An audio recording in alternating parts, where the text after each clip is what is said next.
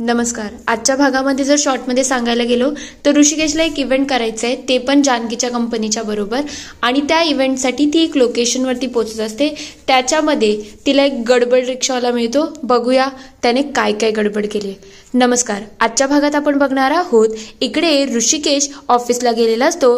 तो डायरेक्ट मकरंदच्या कॅबिनमध्ये जायला लागेल. तेवढ्यात जानकी म्हणते, तुम्ही असं डायरेक्टली ऑफिसमध्ये घुसू शकत नाही, तुम्ही कोण आहात? तेव्हा तो म्हणतो, बरोबर जत्रेवाली तू आहेस ना, मग तुला मध्ये मध्ये नाक खुपसायची गरजच आहे. तेव्हा ती म्हणते, मी कुठे मध्ये नाक खुपसवते, हे तर माझंच ऑफिस आहे ना, आणि माझ्या ऑफिसमध्ये असं परवानगीशिवाय येणं बरोबर नाही आहे. तेव्हा तो म्हणतो, त्यात काय चुकीचं आहे? मला तुझ्या बॉसशी भेटायचं आहे.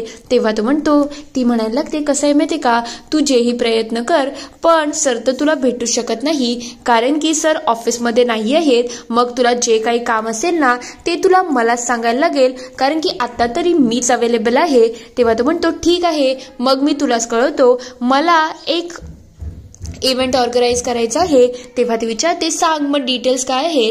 तेव्हा तो सांगायला लागतो, मला एक क्रिकेटची स्पर्धा ऑर्गनाईज करायची आहे, बॉक्स क्रिकेट. तेव्हा ती म्हणते, असे इव्हेंट आमच्या इथे ऑर्गनाईज होतात की नाही मला कन्फर्म नाही आहे, मी जरा सरांना विचारते. तेव्हा तो म्हणतो, ठीक आहे, एकदा विचार आणि मला सांग. ती लगेच इकडे मकरंदला कॉल करते आणि विचारायला लागते, तो आपल्याला जो मिळाला होता बघ पॉपकॉर्नवाला, तो आपल्या ऑफिसमध्ये आला आहे, त्याला बॉक्स क्रिकेट ऑर्गनाईज करायचं आहे, आपण असे इव्हेंट ऑर्गनाईज करतो का? तेव्हा तो म्हणतो, हो हो आपण ऑर्गनाईज करतोय, तू एक काम कर, त्याच्याकडून सगळ्या डिटेल्स घे आणि हवं असेल तर लोकेशनही चेक करून ये.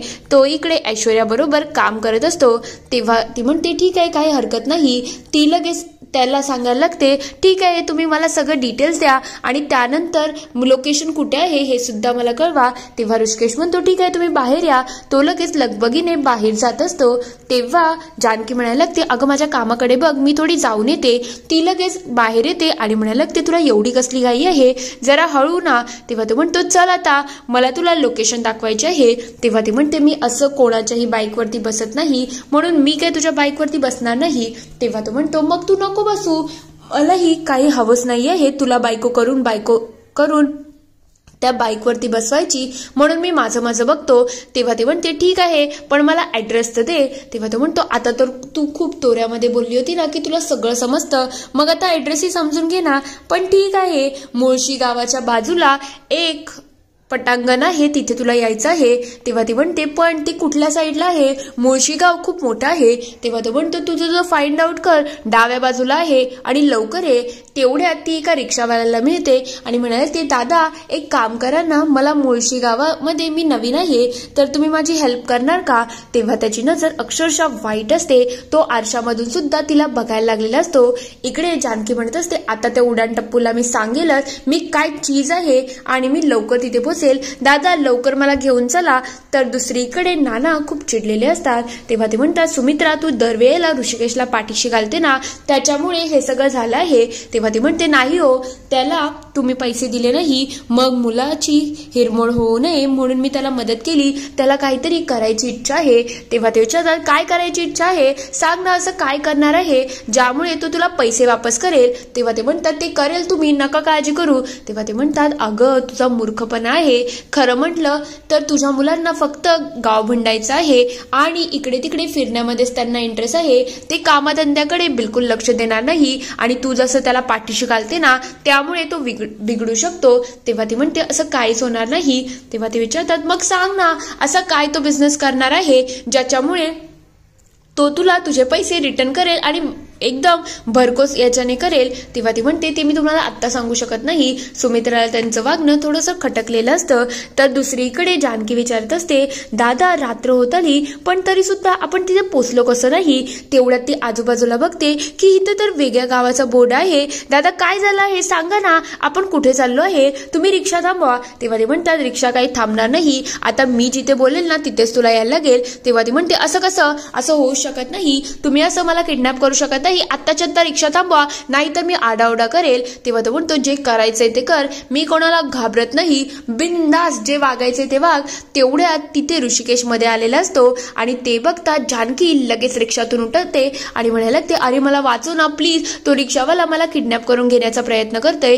तेव्हा तो म्हणायला लागतो, काय ग, मी माझ्या बाईकवरती बसायला सांगितलं तेव्हा तुला खूप प्रॉब्लेम होता, मग आत्ता काही इश्यू आहे तुझा.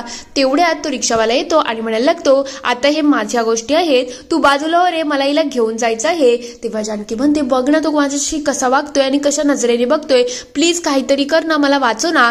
तेवढ्यात तो जानकीला हात लावायला लागेल. ते बघता ऋषिकेश त्याला म्हणतो, मी बोलतोय ना, शांत हो, मला एकदा तिच्याशी बोलू दे. काय ग, मगाशी तर तू खूप हिमतीच्या बाता करत होती ना, मग आता प्रॉब्लेम काय आहे, तुझं रक्षण तू स्वतः करू शकत नाही का. तेवढ्यात तो म्हणायला लागतो, अरे तू बाजूला हो रे, चाल ग तू माझ्या बरोबर. तो हात खेचून तिला घेऊन जात असतो. तेवढ्यात ऋषिकेश जागा होतो आणि म्हणतो, हे बघ, मी तुला आत्ता वाचवेल, पण दरवेळेला मी तुला रक्षण करायला येऊ शकत नाही, म्हणून तू तुझ्या हिमतीने आणि तुझ्या ताकदीने हे सगळं करायला पाहिजे. काय तुझ्या पायातली चप्पल आणि हा जो दुष्ट माणूस आहे ना, याला चांगला धुवून काढ, म्हणजे त्यालाही अद्दल घडेल. तेवढ्या तो म्हणतो, काय रे तू माझ्या बाजूने आहेस की त्याच्या. तो काही बोलत नसतो. ते बघता जानकी पायातली चप्पल काढते आणि त्या रिक्षावाल्याला धू करत धुवायला लागलेली असते. तो लगेच तिथून पळून जातो. हे सगळं झाल्यानंतर ऋषिकेश तिच्यासाठी एक चांगली शिट्टी वाजवतो. तेव्हा जानकी त्याच्या जवळ येते आणि तिच्या तोंडातून शब्द निघत नसतात. तेव्हा तो म्हणतो, वेलकम, मला माहिती आहे तुला मला थँक्यू बोलायचं आहे. आता तुला जी लोकेशन बघायची होती ना, ही 30 लोकेशन आहे, पण आता काळोख झाला आहे म्हणून तुला काही दिसणार नाही. मी तुला सकाळी फोटो पाठवतो. तेव्हा ती म्हणते, काही हरकत नाही, आता मला घरी जायला पाहिजे. तेव्हा ती म्हणायला लागते, ही लोकेशन तर ठीक आहे, पण हे जरा जास्त मोठं नाही का. तेव्हा ऋषिकेश म्हणतो, हे सगळं मला करायचं आहे आणि ही जागा आहे ना ती माझ्या नानाची आहे, म्हणून हे सगळं मला शेतकऱ्यांसाठी करायचं आहे. याच्यामध्ये कॉम्पिटिशन असतील, प्राइज मनी असेल. तेव्हा ती म्हणते, हे तर छान आहे की तू शेतकऱ्यांचा विचार करत आहे. तेवढ्यात ऋषिकेश म्हणतो, चल आता मला जायचं आहे, बसायचं आहे की पुन्हा कोणता रिक्षावाला बोलू. तेवढ्यात चुकून तिचा हात ऋषिकेशच्या खांद्यावरती जातो आणि ते दोघं एक दुसऱ्याकडे थोड्या प्रेमाने बघायला लागलेले असतात. जसं काही जानकी त्याच्या प्रेमात बिमात पडेल अशी फिलिंग आलेली असते. तेवढ्यात तो लगेच तिला तिच्या घरी ड्रॉप करतो. तेव्हा जानकी तिथून निघून जात असते, पण तिथे मकरंद सुद्धा असतो आणि त्या दोघांची केमिस्ट्री मकरंद बाहेरून एन्जॉय करत असतो. तेवढ्यात जानकी जायला जाता विचार करायला लागते की याने माझी मदत केली आहे आणि याला थँक्यू तर बोलायला पाहिजे ना. थँक्यू बोलून मी लहान तर होणार नाही. ती पुन्हा वापस येते आणि म्हणायला लागते, थँक्यू. हे ऐकल्यानंतर तो म्हणायला, तू काय म्हणाली का तू, म्हणजे मला ऐकायला आलं नाही. तेवढ्यात तो जोरजोरात हॉर्न वाजवतो. तेव्हा जानकी म्हणते, काय झालंय तुला, एवढ्या जोरजोरात हॉर्न वाजवू नको, कोणी जागं होईल. तेव्हा तो म्हणतो, अगं तुझ्या तिखट तोंडातून असं गोड ऐकायची मला सवय नाही ना, म्हणून थँक्यू बोललीस त्याच्यासाठी, पण नेहमी स्वतःचं रक्षण स्वतःला करायला शिक. तेव्हा तो त्याला टाळी देते आणि हे सगळं बघितल्यानंतर मकरंद अक्षरशः आगबुबुला झालेला असतो की हे सगळं काय आहे. माझ्या डोळ्यात एकच जानकी त्याच्या बाईकवरती कशी काय बसू शकते. तेवढ्यात जानकी त्याला तिथून बघून निघून गेलेली असते. इकडे मकरंद खूप जास्त चिडलेला असतो. तेव्हा तो म्हणतो, जानकी तू हे नव्हतं करायला पाहिजे, तुला त्या ऋषिकेशच्या बाईकवरती नव्हतं बसायला पाहिजे, ही तुझ्याकडून खूप मोठी चूक झालेली आहे. तर तेवढ्यात जानकी घराच्या आतमध्ये जाईल तर इकडे प्रिया घराच्या बाहेर निघत असते. तेव्हा जानकी म्हणते, अगं प्रिया, पण प्रिया तिचा आवाज न घेता तिच्या बॉयफ्रेंडला भेटायला जाते. तेव्हा जानकी त्याला लांबून सगळं काही बघत असते. तेव्हा ती म्हणते, तुला माहितीये का, घरातून बाहेर निघणं किती कठीण झालं आहे, मी तुला सांगते, चल आपण मुंबईला पळून जाऊ. तेव्हा तो म्हणतो, अगं पळून जायला काही प्रॉब्लेम नाही, पण आपल्याकडे तेवढा पैसा नाही आहे.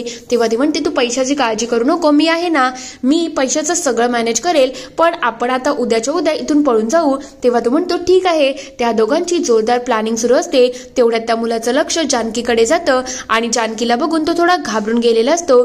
तर इकडे मकरंदला राहून राहून जानकी आणि ऋषिकेश कशी एका बाईकवर बसलेले होते या सगळ्या गोष्टी आठवण येत असतात. तेव्हा तो म्हणतो, तुला गरज होती तर तुने मला कॉल करायचं ना, मी जिथे कुठे असतो ना तिथे तुझ्या जवळ आलो असतो, पण तुला त्या ऋषिकेशच्या बाईकवरती बसायची बिलकुल गरज नव्हती. तू हे माझ्याबरोबर अगदी चुकीचं केलं आहे.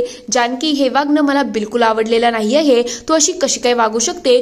तो अक्षरशः तळमळत असतो. तर दुसरीकडे प्रिया लगेच तिच्या बॉयफ्रेंडला सांगते, तू जा इथून, मी बघते. तेव्हा जानकी विचारते काय ग तो मुलगा कोण होता? तेव्हा ती विचारते काय ग तू माझ्यावरती पाळत ठेवते का? माझ्या घरच्यांनी सुद्धा कधी माझ्यावरती पाळत ठेवली नाही आणि तू कोण आली ग माझ्याकडून प्रश्न विचारायची? तेव्हा ती म्हणते मी प्रश्न नाही अगं तुझी काळजी वाटते म्हणून विचारते. तेव्हा ती म्हणते माझी काळजी दाखवायची गरज नाही आणि यातलं माझ्या घरच्यांना काही सांगितलं ना तर माझ्यापेक्षा वाईट कोणीच नसणार आहे. हे सगळं झाल्यानंतर जानकी थोड्या काळजीमध्ये आलेली असते. पुढील भागात आपण बघणार आहोत. इकडे सयाजी म्हणत असतो काय ग या ऋषिकेशने माझी वाट लावायला घेतली आहे. पहिले एक एक करून तो आपल्या बिझनेसवरती आला आणि आता शेतकऱ्यांसाठी काम करून तो गावकऱ्यांच्या मनामध्ये भरत चालला आहे. याचा काहीतरी बंदोबस्त करायला पाहिजे. तेव्हा ऐश्वर्या म्हणते डॅडा तुम्ही काळजी करू नका मी आहे मी सगळं बघते. तर दुसरीकडे मकरंद खूप चिडलेला असतो. तेव्हा तो म्हणतो काय गरज होती तुला त्या ऋषिकेश बरोबर जायची? तेव्हा ती म्हणते तो मुलगा खरंच चांगला आहे आणि त्याने मला रिक्षावाल्यापासून वाचवलं आहे. तेवढ्यात मकरंद तिचा हात धरतो आणि तिला खडसावून विचारत असतो तुला काय माहिती तो रिक्षावाला आणि तो ऋषिकेश मिळलेला असेल. हे गाव आहे इथे लोक काय वागतील कसं वागतील याचा काहीच अंदाज लावता येत नाही. तेवढ्यात तिथे ऋषिकेशची एंट्री झालेली असते. इथे हा पूर्ण एपिसोड संपतो. आता खरंच ऋषिकेशला तरी मकरंदचा खरा चेहरा कळेल का? तुम्हाला काय वाटतं ते मला कमेंटमध्ये नक्की कळवा. व्हिडिओ आवडला असेल तर लाईक करा शेअर करा आणि चॅनलला सबस्क्राईब करून घंटी वाजवायला विसरू नका. नवीन व्हिडिओज